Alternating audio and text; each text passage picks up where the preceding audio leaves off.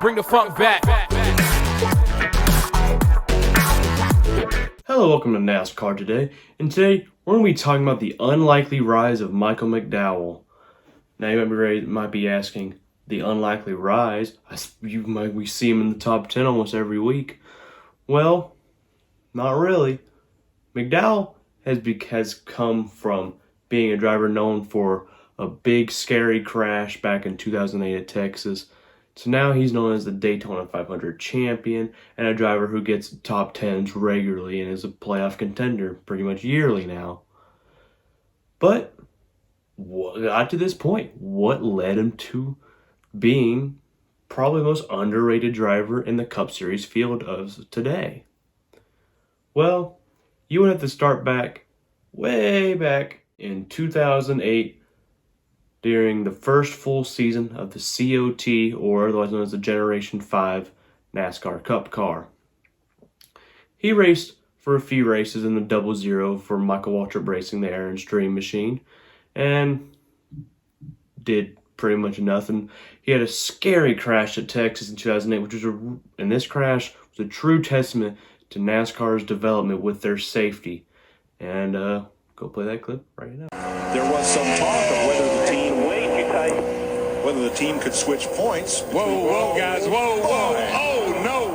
Oh, my gosh. I have never seen anything like that in my life.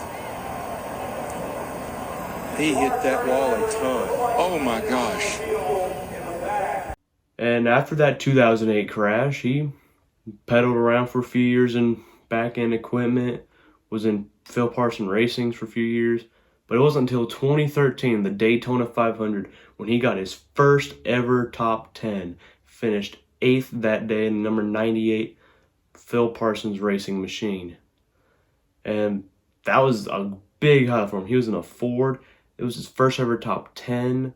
It was a big day. And this was the first ever race for the Generation 6 Cup car. And then in 2014, he goes to Levine Family Racing. Runs about 16 races that year, DNQs 4 times. Wasn't a great season, but he had a ride. Consistent one in the 95 for Levine.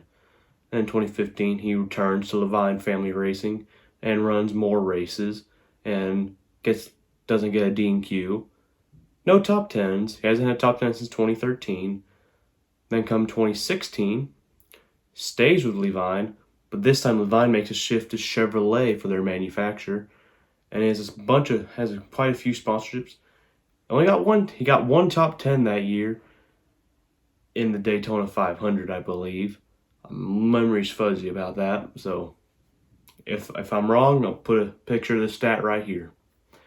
So after that, 2017, it was his last year with Levine Family Racing.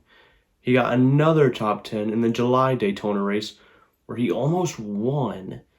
But that race was won by Ricky Stenhouse Jr., which at that point was his second win of the season. And so come 2018, he leaves Levine Family Racing for Front Row Motorsports in the number 34 Love's Travel Stops Ford Fusion. It was a solid season. Only got one top 10 all year, and it was at Talladega. And he almost won the July Daytona race again. He was like in second place the entire race pretty much. Led a few laps, but got caught up in one of Stenhouse's demolition derby crashes that night. So it was very sad. But he had an okay 2018. It was rough. Come 2019, starts things off well, contending for the Daytona 500 win. Finished in the top 5, got a 5th place finish. And then we kind of putter around field until the fall Talladega race, where he get another top 5. This is his first season with multiple top 10s or top 5s.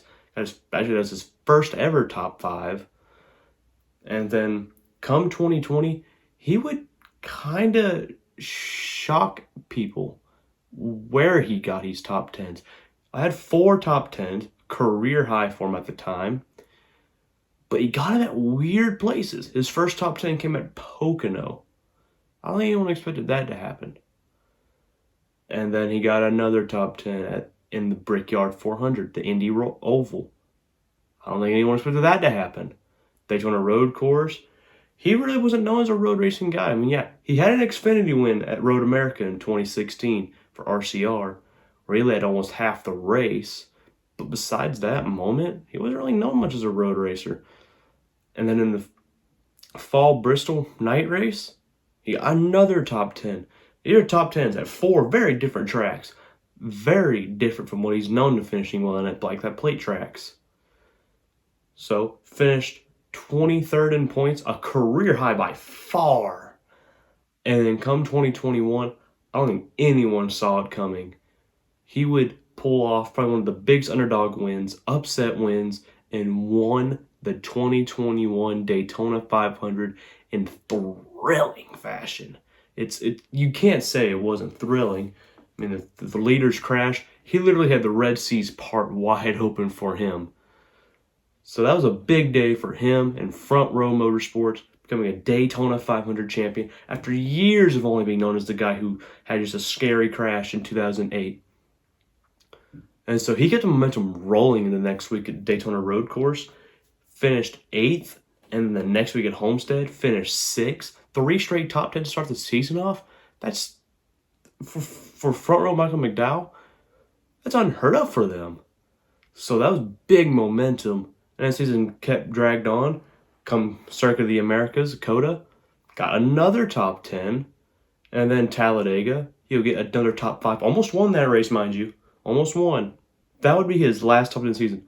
But up to this point, he had 1 win, 2 top 5s, and 5 top 10s within the first, 10 races of the season. The rest of the season would be a bit of a struggle because Front Row Motorsports, Genesis car, he'd have a little bit of small team struggles because of the Genesis car parts were more expensive. They end up reusing them a lot to put wear and tear. And as you notice in the summer months and the fall, Front Row wasn't really there, which is sad. But McDowell was in the playoffs, and he had a strong run at Darlington before spun off turn 2 and got in the wall, and his playoffs were over. He was out in the playoffs easily. It sucked, but that's what happened. And his teammate Anthony Alfredo didn't fare too well that season either, getting only 1 top 10 in the fall Talladega race, where he finished 10th. So after 2021, McDowell had a 16th place finish, and that's easily his best ever points finish for now. And now here we are in 2022. He started this season off with a 7th place finish in the Daytona 500. And up to this point, people just expect him to finish in the top 10 in these plate races. Up until the Bristol Dirt race, he was struggling. Front Row was struggling. And I think it was partly because of the new next-gen car and getting used to it. But boy, once Front Row has figured it out, they have figured it out. Bristol Dirt, top 10. Next week, Talladega, top 10. Darlington, top 10. And he's just scoring top 10s left and right at these places.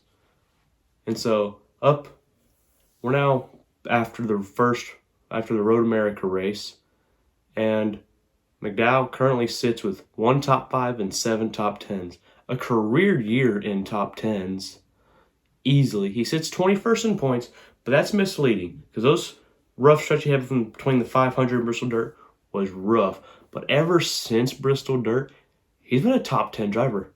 He's been getting consistent top 15s left and right. What I have to ask for y'all today is, what's next for Michael McDowell? Will he get more wins? Will he get more top 10s? And for my personal opinion, if Michael McDowell gets into the playoffs this year, he's a threat. He is a threat, and people better know it. That's all I have to talk about today, guys. How about you guys? Go down there, hit like and subscribe if you want to, or you don't have to. That's up to you. But anyways, be blessed, stay healthy, wear your seatbelt. Just the chemistry Blake and I have, we've been hitting on it, and I feel like we're in a good spot. Like even right there, we missed that second round again by a few hundredths. We're close every weekend. Just got to get a little bit more to be in contention all the time, but we're getting close, and so it's been a lot of fun. It's exciting. It's exciting to work really hard for a long time and finally get to be competitive week in and week out. Can you talk about Richard Petty's 85th birthday and Did you think of the guy?